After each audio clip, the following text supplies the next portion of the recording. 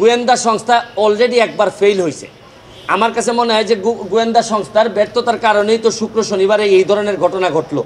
এতগুলা মানুষ বা জামাত শিবির বা এই ধরনের লোকজন এসে এখানে অ্যাটাক করলো, গোয়েন্দা সংস্থার লোকজন জানে না, এটা তো তাদের একটা ব্যর্থতা। এখানেও তো হাত দিতে হবে যে কেন আপনারা জানলেন না, এটার দায়িত্ব তো সরকারের।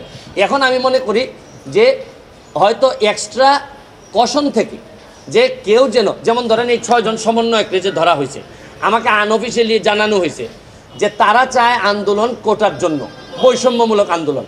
এইটা শেষ করার পরও দেখা যাচ্ছে যে এদেরকে বাইরের একটা ইনফ্লুয়েন্স, যারা আসলে কোটার সাথে সম্পর্কিত না, এরা রাষ্ট্রের বিরুদ্ধে, তারা তাদেরকে ইনফ্লুয়েন্স করার চেষ্টা করতেছে।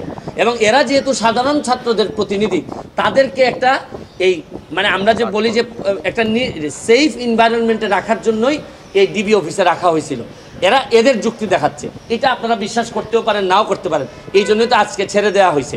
তো ওভারঅল আমি মনে করি এখন যেটা গুরুত্বপূর্ণ, ছাত্রদের পক্ষেও আমি মনে করি যারা যারা ব্যর্থ হয়েছেন এখানে, প্রশাসন বলেন, দল বলেন, নেতৃত্বে মন্ত্রী বলেন, যারাই ব্যর্থ হয়েছেন, আমি মাননীয় প্রধানমন্ত্রীর কাছে আমি দাবি জানাবো তাদেরকে আপাতত এই যারা মারা গেছে তাদের বা তাদের পরিবারের পক্ষে দাঁড়ানোর প্রক্রিয়া হিসেবে আমি মনে করি যে এদেরকে কিছু লোককে আপনারা সরাই দিবেন।